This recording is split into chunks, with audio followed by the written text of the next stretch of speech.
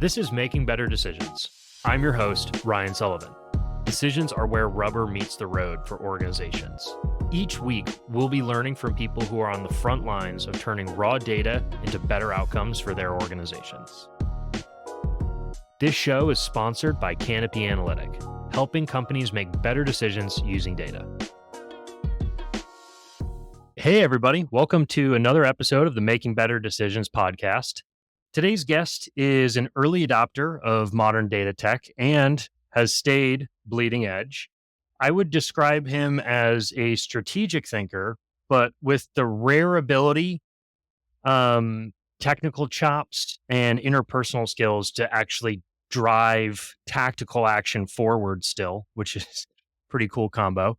He has a passion for extracting value and impact out of data, with a focus on building teams, whether that's data, BI, engineering.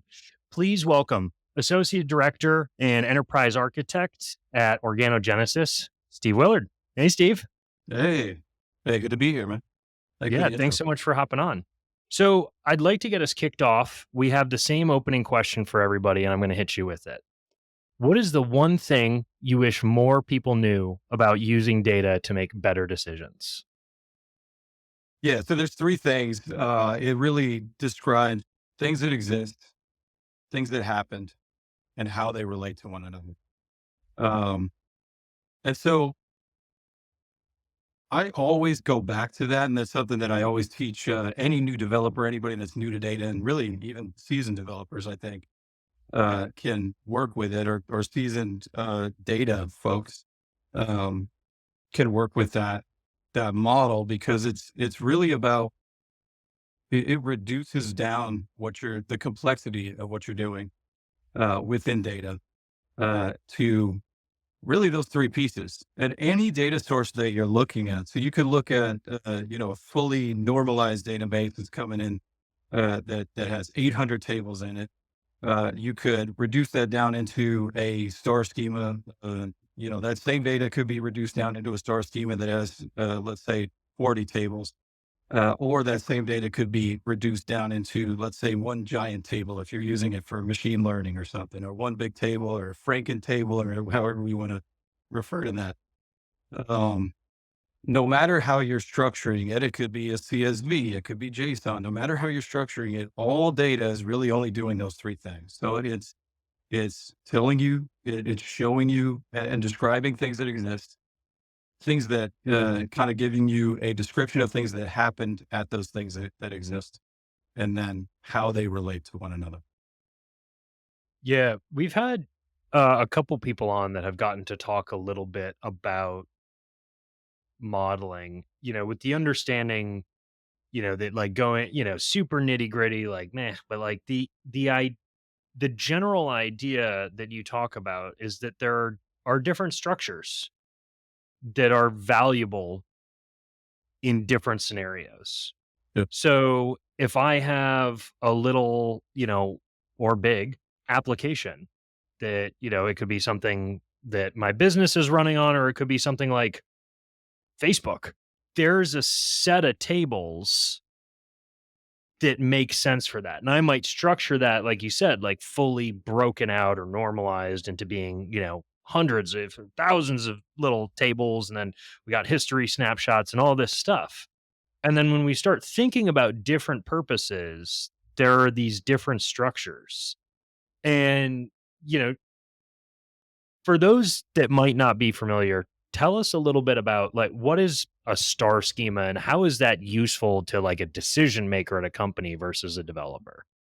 Well, again, I think, and this is maybe how I arrived, because I did I did a really deep dive into data warehousing and star schemas, and that's maybe how I arrived at that model, and that kind of deeper understanding of really all data is a star schema is really just taking your data and breaking it into the component parts. So the nouns and verbs of your data. So the facts and dimensions of your data, the things that exist and the things, or in that order, the things that happened and the things that exist. So a star schema is just taking your data and building it and structuring it for analytical purposes. And I think Mm, it's also in a it's also a more logical, easily human understandable format, I think. Um, yeah, because it like I said, it just kind of I always go back to then. I feel like it seems like an oversimplification, but that's literally all you're doing with data is those three things. And that's all a star yeah, schema is a dimension is a thing that exists. So you have an account, you have a rep, you have a product, and then descriptive elements of that thing that exists. A yeah, fact is a thing that happened. So it could be a sales transaction, a transfer of something. It could be logging if you're talking like IoT data, it could be logging a temperature of something. It's really anything that's happening that's going to happen over time, and that's going to accumulate. Dimensions don't accumulate. They generally, I mean, generally, you may add additional accounts, you may add additional reps, but the rate that it's accumulating is much slower than a fact table. And that's really what the star schema is doing is composing it into those really those three elements. yeah, yeah. I love the point that you made there about kind of the ease of understanding. Yeah, sure, a lot of the kind of modern tools, at least the modern analytics tools that are out there, they do a really, really good job of kind of storing and all the techno mumbo jumbo under the hood works really well with that structure. Yep. But I would argue that it's really the most understandable format for data. It's just kind of being like, "Hey, where are my sales?" Well, we put them in the sales table, Yeah. right? What about, accounts? Oh, well, they're in the accounts table. And then you have all the information you need about accounts there. Um, Yep. so I think that as you mentioned the term data warehouse, which is just, essentially a model that lives on a database, Yep. hopefully a big and comprehensive and great one. I think that sometimes these infrastructure projects can take on a life of their own and they're just like exciting from a technological standpoint. But being able to communicate to the end users, like, hey, well, now you have this like very clear, concise location where you can go look up information about your business. Like that readability matters. Yep. And to that end, one thing that I know that you've done over your career has you have pretty diverse experience at what I would argue are pretty much all of the levels of kind of like the data and analytics maturity curve. So starting off, it was kind of like we have, information in lots of these sources, and we're gonna like hack something together and we're gonna get an answer right now. Hooray. Yeah. And then moving from that into, okay, well, that's great if it's a one-time analysis, but no good deed goes unpunished. And now I'm responsible for that hack job that now needs to be a monthly report. And it was kind of painful. So I don't want to do that anymore. And so then you kind of grew into changing that and then making processes more repeatable, starting to gradually invest in infrastructure. Yep. And one of the things, that I know from talking to you is that let me take a tiny step back. One of the biggest pieces of advice that I give people when they're getting into infrastructure is like, don't shoot the moon all at once. Like, find something that's going to have impact for the organization.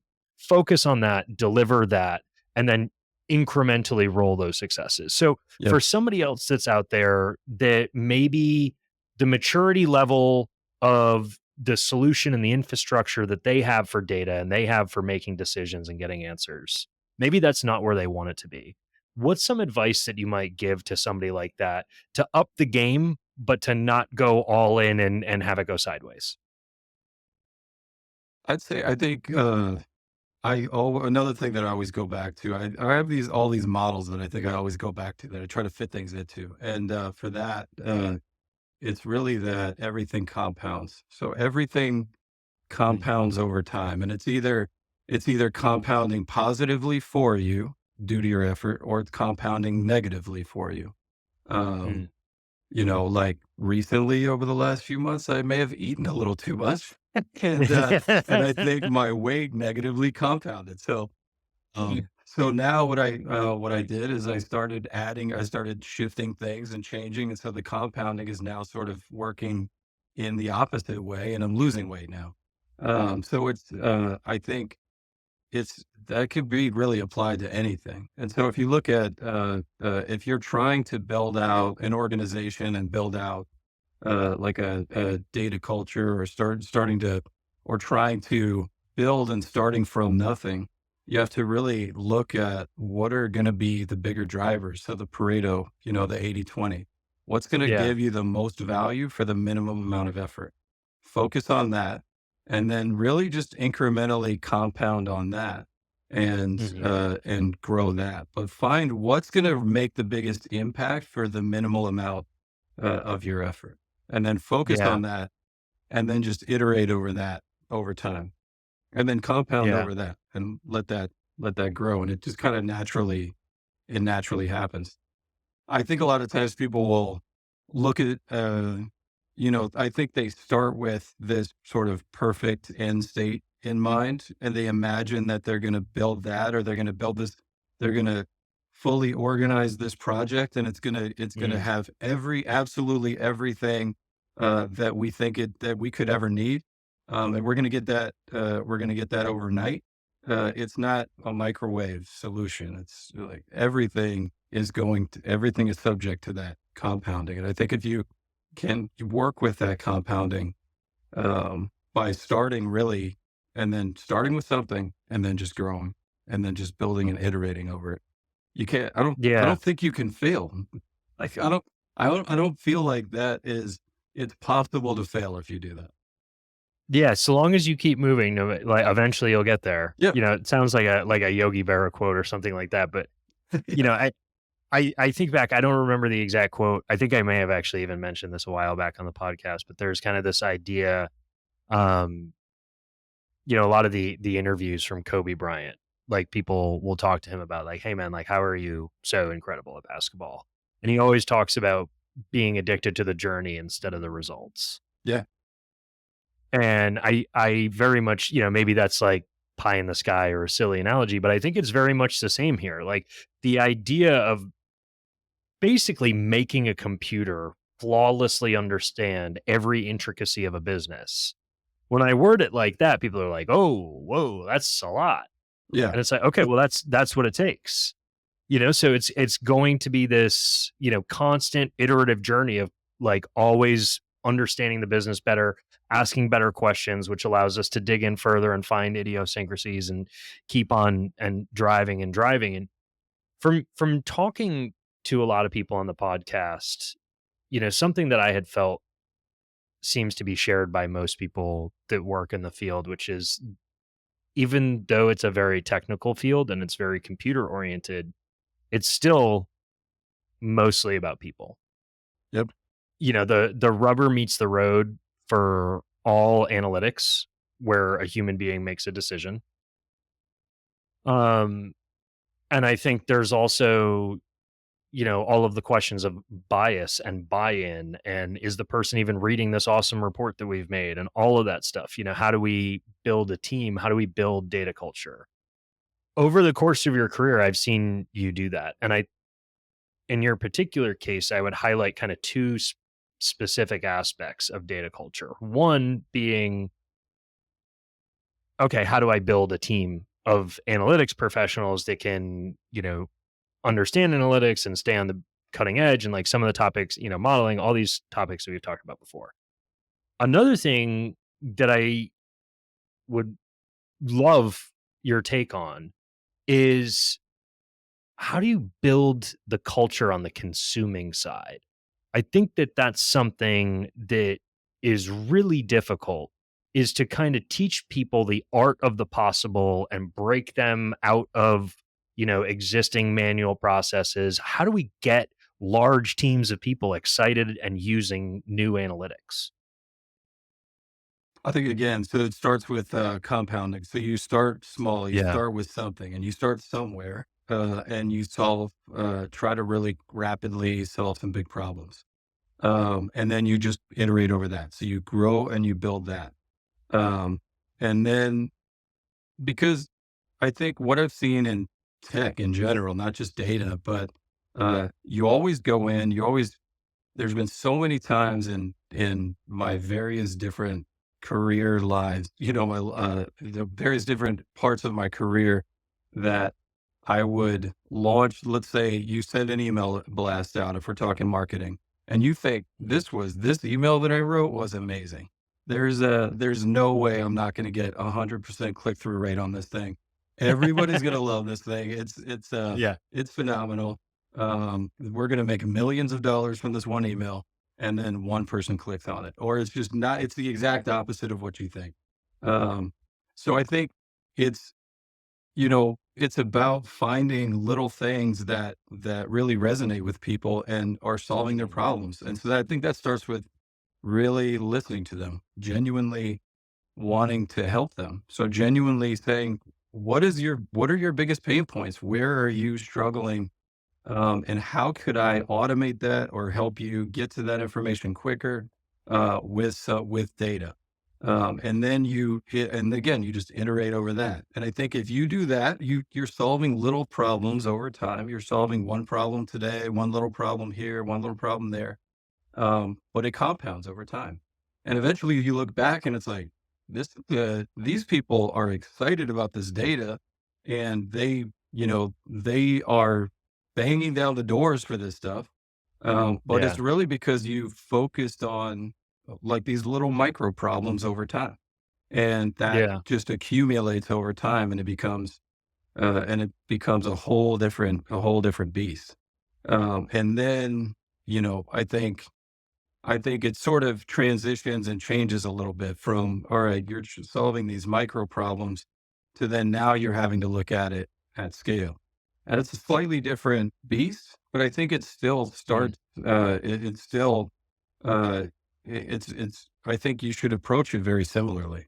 I always go back to MVP. What's the minimum viable product? What's the minimum unit of value that I can deliver for the maximum, or the maximum amount of value that I can deliver for the minimal amount of effort?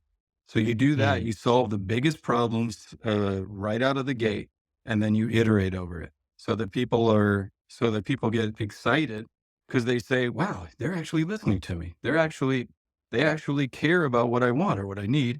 And then you just continue to grow that, and then it becomes part of the culture. And so I think then it just becomes a natural part of it. It's not something that you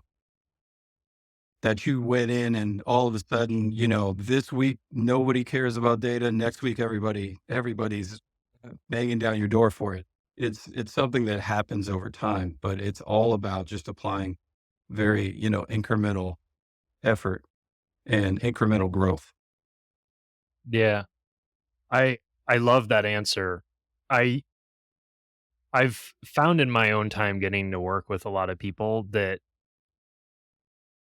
data is just everywhere. It's a part of everybody's job. They may not think of it as data or a data process or something along those lines, but it's kind of like I remember when I was first starting my career, there were still like a couple people where we'd be like talking about a process and they'd be like, "Oh, that person like doesn't use computers." And I'm like, Yeah. and where'd all those people go?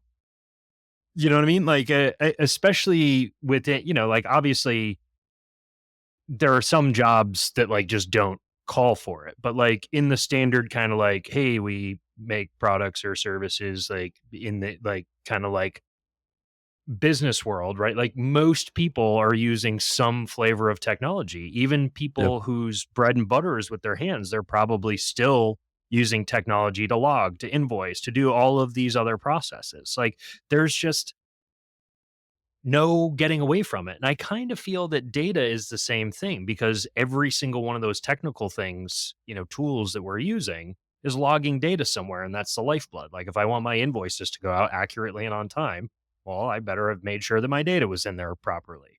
So, one of the things that you mentioned that I find myself talking a lot about was you used the word automation.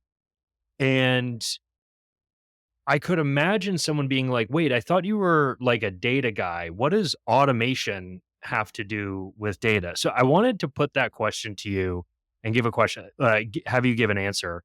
how is it that data people are automating things? Well, I mean, there's a lot of people that are pulling together data or reports or information in very inefficient ways because they're not data professionals. There's a lot of like Mm, something that I think maybe I actually heard from you years ago that I still resonates with me that I always think about is, I remember at a conference that I went to, um, I you said that, when you were first became an analyst, you thought that most of your time was going to be spent analyzing things. 80% of your time would be analyzing things, 20% maybe pulling together data. But it ended up being 90% pulling together data and 10% actually thinking about it. And so I think yeah. about within most organizations, you have tons and tons of smart people with advanced degrees and years and years of experience.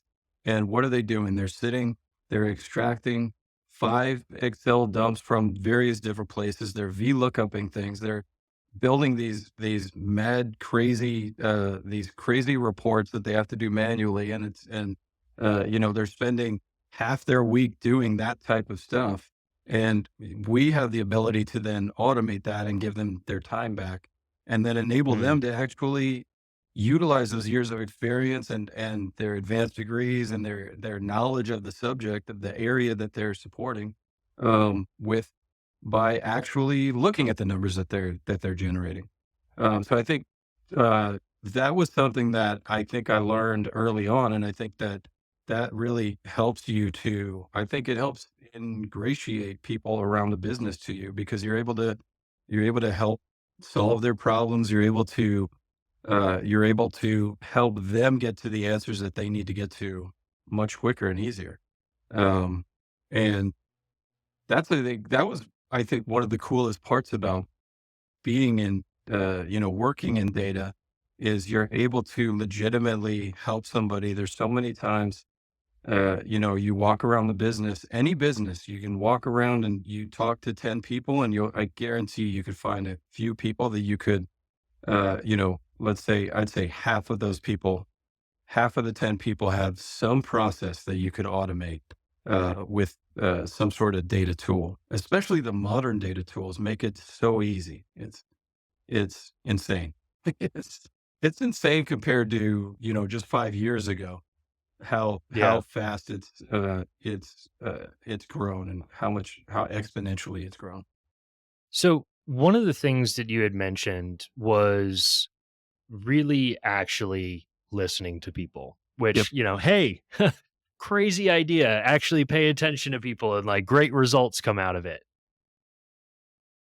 I think that one of the things that I have seen folks struggle with is being able to like actually hear technological solutions in business pain.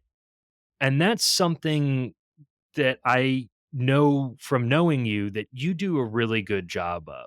So if there's someone out there that has the desire to be helpful and is learning more and more about the technological side of data, what's some advice that you can give them so that like when they're talking to someone and this person is talking about a problem, how can they identify that that person's actually talking about a problem and connect that to a technical solution? Well, I mean, that's a great question. I think it really comes down to staying current on whatever tool set you're using. Um, you know, I think if you don't know the capabilities of whatever tool set you have available, and you're not constantly keeping up with it, and you don't really know it inside and out. So I think it really is important to understand whatever tool set it is that you're utilizing, or that you have available to you as best as you can. And really just whether it's reading books, watching videos, reading blogs, just constantly keeping yourself up to date on it, because then you can go into a conversation and you have this vast tool set and understanding of ways that you could solve and ways that you can solve problems. And I think then it also boils down to really just kind of, for me, pattern recognition over time. So once you've solved one Mhm. problem, I always try to think of the model of, or the structure of that problem. And how could I tease out what actually happened here? You know, like what actually did I do to solve this problem? What's the structure of it? And so then when somebody else comes up with a problem that may seem more complicated or may seem totally different, if you can deconstruct that problem and then understand the sort of component parts, then it's and then apply a model that you've already applied, then I think that that could really help with that. It's really, I think, just those two things. I think really having access to different models and understandings and really a deeper knowledge of your tool set helps you to Yeah. build those models. And so again, yeah, somebody comes up and says, well, I need to do X, Y, Z. I think what getting back to the, data is just telling you three things. It's really, I'll decompose it into, oh, okay, so what are the things that they're trying to describe? What's the thing that they're describing? What's happening? What is happening that they're trying to describe? Like where is this data?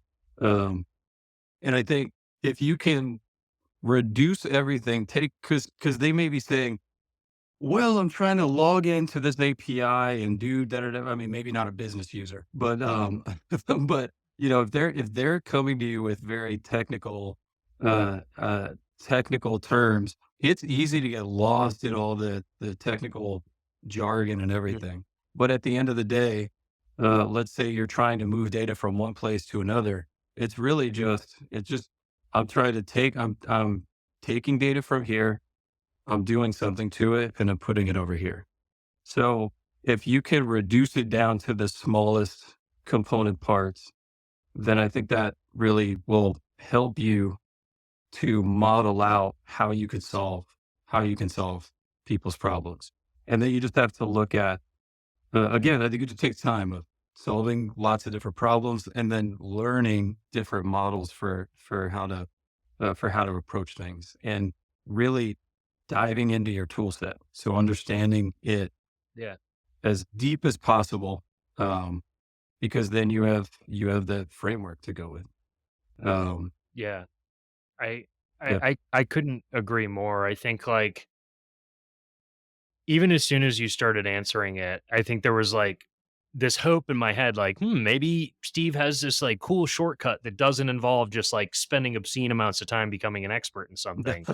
no, But it's like there no, isn't, right? Like, if you wanna be an expert, you gotta go make yourself become an expert. yeah, And then one thing, if I could be so presumptuous as to speak for you, I think that one other thing that you've talked about and I've seen drive you is the reward you get from impact. Like, yes, I know we've yeah, talked about how much you love working at Organogenesis because of the impact that your company has on people's lives, and I would yeah, extend that to, about data. We originally got into this conversation talking about pain points, and I definitely identify with this idea of, like, when I am talking to someone and I'm describing a painful way that a process exists, and I see this person, like, identifying, and then I tell them that there's, like, a really quick, easy way out and they don't have to live in that anymore, like, the light bulb that that's happens in yeah, their eyes is, like, the best payoff. Like, that's what makes getting up and coming into work in the morning worth it. And I've seen that be a driver for you too. I think that motivates yeah. some of that learning. Well, no, I think yeah. So I feel like the two have played off of each other where I'm at, um, because I think that, yeah, in the early days, it was super exciting to get in and solve somebody's 2 hour a week problem. Spend some time, so save them 2 hours every week. And you think of the impact of that over the course of a month or a quarter or a year. But then just doing that over and over, I thought the impact of that was so cool to be able to do that. But then I think if thought of the larger picture as I zoomed out, um, it's like me helping that person be more efficient within the organization that I'm in, and within the industry that I'm in. That actually means that maybe their efficiency may lead to a patient being impacted, to a patient keeping a limb or something like that. And I think that was a huge driver for me as well. And I think that was kind of my initial big driver. I think was initially what pushed me. And then as I got on the ground, I got super excited about being able to solve those individual problems. And then now I think the the excitement now comes from the fact that so I have a much bigger impact at a bigger scale. So Yeah. that's like, it's amazing to think that I can impact and influence these things at this larger scale now. It's like, it's pretty cool. It's giving me Yeah. chills. Yeah. Yeah. I had a similar, kind of change in mentality over time. Like when I started off, I was just like, man, I love this stuff. Like I'm solving like cool puzzles and everybody else seems to be like hyped about the solutions that I'm making. Like they're happy. I just get to be over here solving like business Rubik's cubes all day.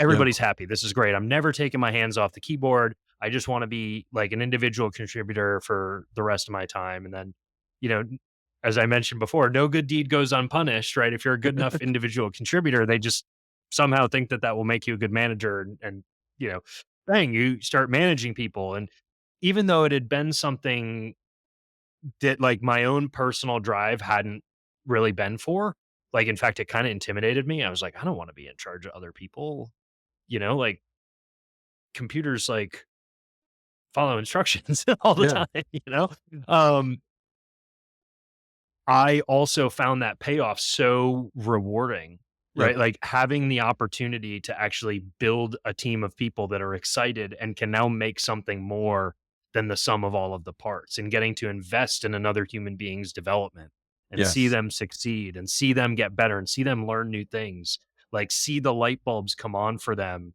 whether that's someone that, I've worked with, or whether it's a client, or some, pet project, whatever. Like I'm totally with you. I get the chills just thinking about, you know, getting to work with people, building organizations of people and helping people make their lives and things around them better is one of the most exciting parts of data. Well, no, yeah, Um, so I think that was the next step of, because I was talking about the scale of the system, and yeah, how the impact of that, but yeah, the scale of being able to build a team and like you said, just actually build people and really find where they fit within the organization. What is this person's individual niche?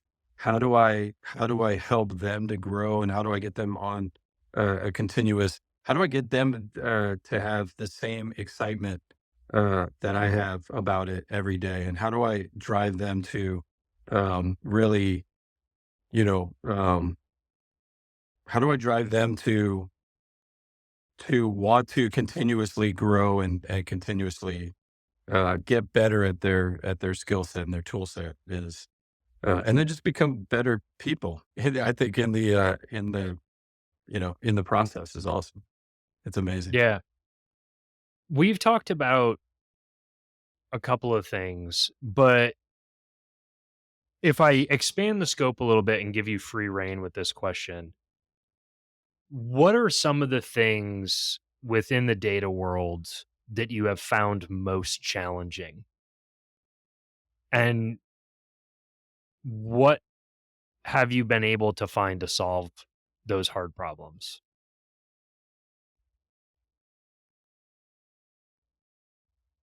Most challenging. I mean, I think it would be that organizational piece. I think it would be around really finding excited people that are willing to grow and that have the capacity to continue to grow.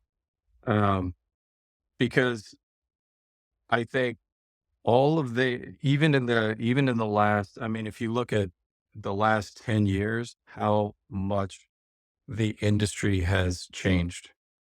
Mm, Um, it's constant. It's a totally different. like the things that we have access to now that are just sort of, you know, a baseline or would barely even existed or would take teams of people to build 10 years ago. Yeah. Um, but you know, I think the real the biggest you get the biggest value in finding, or I think that the biggest challenge that I've run into is just finding the right people and finding people that are willing to take it on and grow and go in with like a growth mindset of, I may not know this, or this is an entirely new modality, but I need to figure out uh, how to, how to do it. I may need to learn an entirely new language. I may need to, you know, just finding that and then driving that around, you know, building that into the culture has been, I think, the biggest challenge. And it's all about just, I think, again, just pushing a growth mindset. So just finding and then really finding people that and hiring people that have a growth mindset. And it's tough because sometimes you may look at two different people and then think, you know, on paper, one person has, you know, 20 years of experience Mm. doing all of this stuff. And you're like, man, this guy's going to be a rock star. They have 12 degrees. They have all this stuff. And then in actual practice, it's like, what were you doing for 20 years? You know? But then Yeah.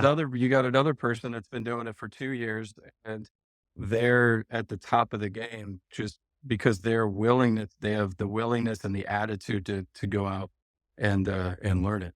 So I think it's really been about finding those people. And that's been, I think, the hardest part because yeah, like I said, in the beginning, in my early years, I would talk to a consultant. I'd kind of look him up on LinkedIn, and I'm like, "How am I even going to have a conversation with this guy?"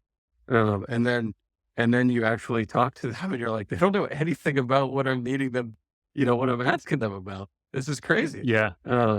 So it's about finding. I think the biggest challenge has been finding the people uh, that are willing to go with you and grow with you. Yeah. Yeah. Well, I didn't mean for I that to I rhyme like that, but it's go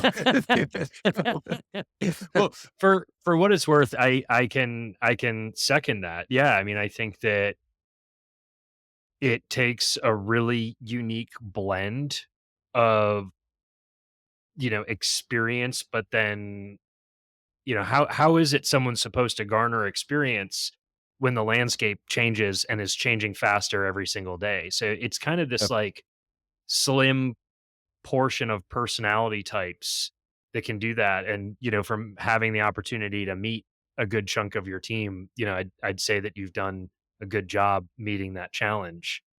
Um, One thing that we love to do at the end of the podcast is give everybody a chance to get to know you a little bit better. So I think we've pretty thoroughly established that Steve knows data, but we want everyone to get to know Steve. So tell us a little bit about you. What makes you tick? What do you like to do outside of work? Open season. Oh, man. Well, so I live in San Diego. I have 2 kids. I have a 5 and an 8-year-old. Most of the time, I feel like throughout the week, now that I have an 8-year-old that's in soccer, it's pretty much my life now has become taking him to soccer games. I think, so that's awesome. I think, outside of that, I like to golf. I think something recently that I tend to go down these little rabbit holes of of different hobbies or interests. I've always been a musician to some degree, back since, you know, since as far as I can, I think probably middle school or beyond.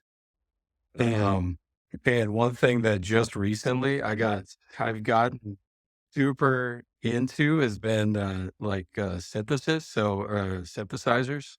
Um, Yeah. and I think what's really been cool about that is it's something that kinda satisfies, like, both sides of my brain, like, my creative side of my brain that is constantly wants to create, and then my technical side of my brain. What I thought is when I first started learning about it, what I thought was really cool was synthesizers. All sound is just wave particles, so it's just different waves. And so with a Mhm. synthesizer, you just start with these basic waveforms. So you start with like a sine wave or a sawtooth wave, and then you just add different elements to it. So you add attack or decay or different filters, or you add all of these different elements to shape the sound. And really, all sound is just, if you go back to like thinking about the atomic elements of everything, it's like what we were talking about. Data is these three elements, these things that exist, blah blah blah. Things that exist, things that happen in the relationship. You layer on the complexity from there. Yeah. It's just like sound is the same thing. You just take these basic sound waves and then you alter them with all of these different frequency oscillators and LFOs and all this stuff. Um, and you can literally create any sound. I think that's something that I've really dove deep into. That's been kind of like my most recent, you know, uh, um, I guess, obsession that I've had over the last few months that I've been diving into. So, yeah. So, I love it. So if anybody's learned anything or loved what you had to say and wants to reach out to you or check out some of your creative outlets or anything like that, what are the best ways to get in contact and check you out? you could send me an email, steven.willard@gmail.com. Nice. I love it. Direct access. Yeah. Why not? Awesome. So, Steve, thank you for taking the time to make yourself into an expert, so that you could come on here and share it with me and all the listeners. It's been an absolute blast having you. Thank you, man. Yeah. It's exciting. And it was, it's cool because I think you were kind of there to see me go from there to here. And, Yeah, at least yeah, pieces of the puzzle. Yeah, you did a yeah, lot of they, lot of lifting on your own, but I did get to see a couple cool moments. Yeah, for sure. which I thought, it's been awesome. And dude, thanks for inviting me. And I'm excited. I'm excited Yeah. to see it. All right, let me try that again. All right. I also want to make sure to thank the listeners. If you heard something that you liked or made you laugh today, please make sure to like, subscribe, share, tell a friend, do something to help us keep the podcast going. It really helps. Steve, thanks again so much for being here. And this has been another episode of the Making Better Decisions podcast. Thanks for listening. That's a wrap for today's episode of Making Better Decisions. For show notes and more, visit makingbetterdecisions.live. A special thank you to our sponsor, Canopy Analytic. Canopy Analytic is a boutique consultancy focused on business intelligence and data engineering. They help companies make better decisions using data. For more information, visit canopyanalytic.com. There's a better way. Let's find it together and make better decisions. Thank you so much for listening. We'll catch you next week. Peace.